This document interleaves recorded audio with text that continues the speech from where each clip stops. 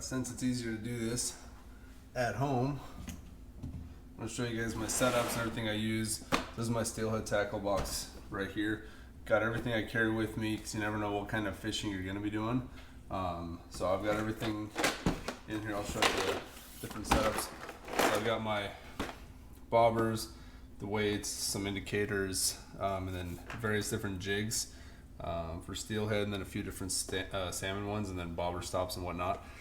So full bobber setup, different weight size bobbers, of course. Got my spinners and the deep divers here. Only use these really up at Hell's Canyon, but yeah, got the variety of different sizes, 5s and 6s in the spinners.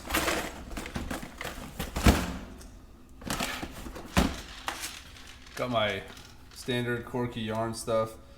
So in here we've got all of our corkies, lead weight, tubes, hooks, a pair of scissors to cut the yarn, and then the yarn in there. Got that ready to go.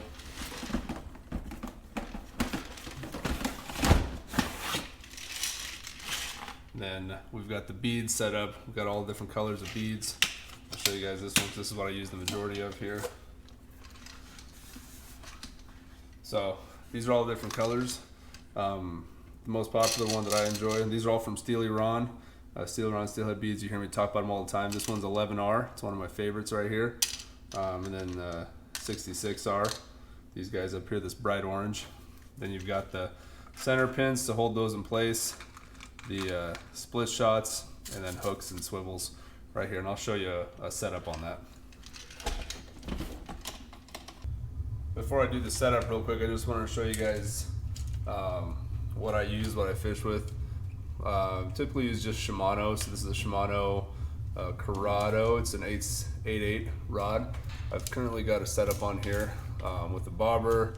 Got my lead weight going down to bead's way up. Got a bead and a hook and a bead and a hook.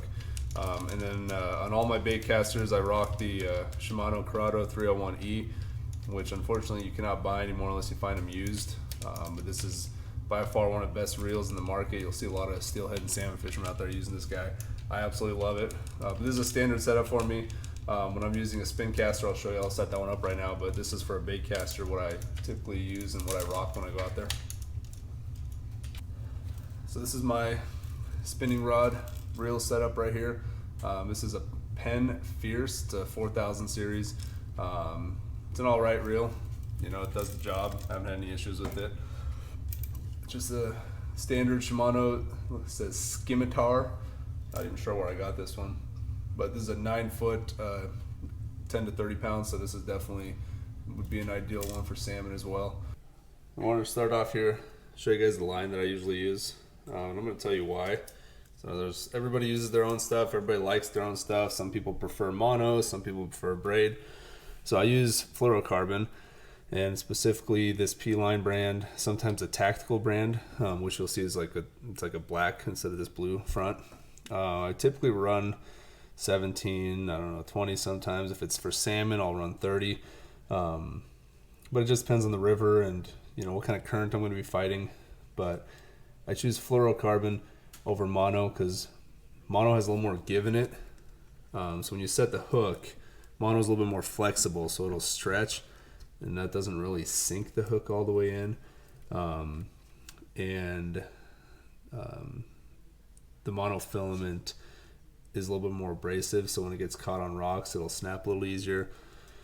And the memory of it tends to stay a little bit more looped up versus fluorocarbon stays a little straighter once it's been wound up.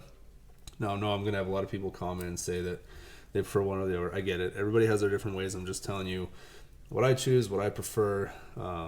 This is the stuff right here.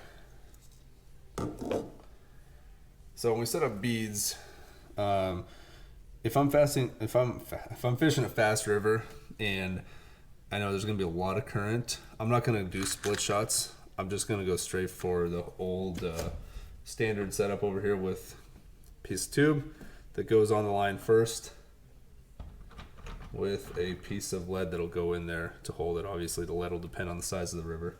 I just have some pre-cut ones over here.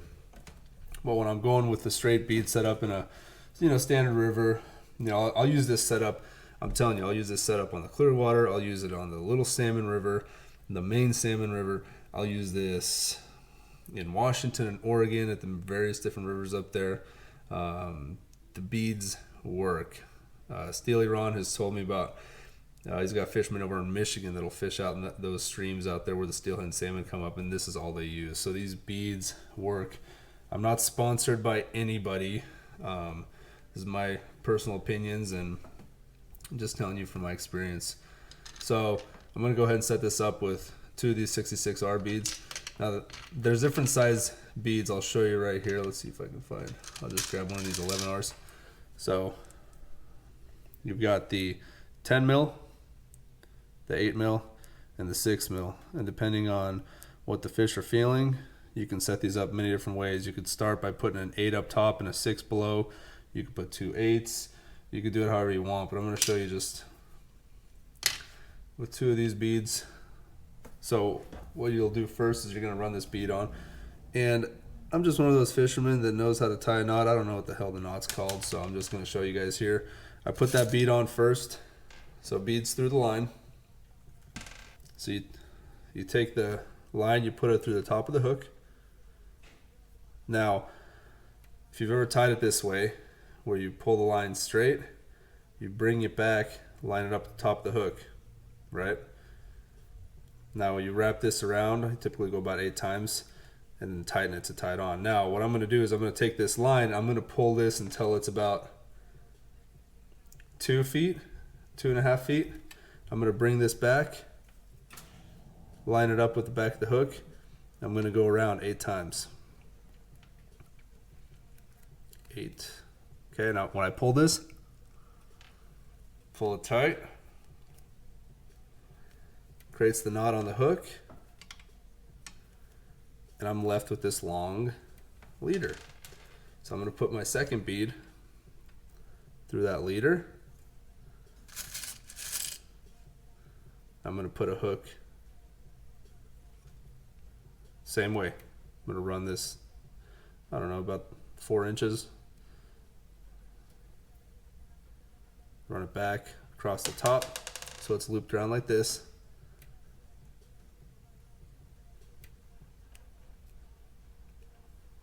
Now I'm going to grab that little piece, pull it tight.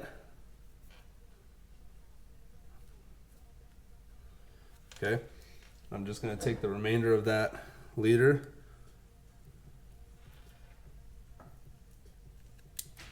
and cut it off. Okay.